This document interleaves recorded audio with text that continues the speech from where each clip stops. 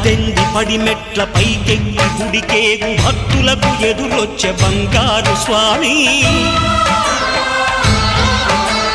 ఇరుముడులు స్పృశించి శుభమనుచు దీవించి జన బృందముల చేరే జగమేలు స్వామి తన భక్తులనరిల్చు తప్పులకు తడబడి ఒక పక్క ఒరిగెన ఓంకారమూర్తి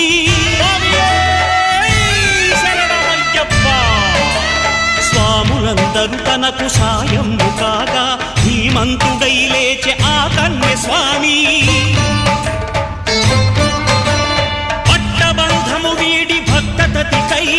పరుగు పరుగున వచ్చే భూమిపైకి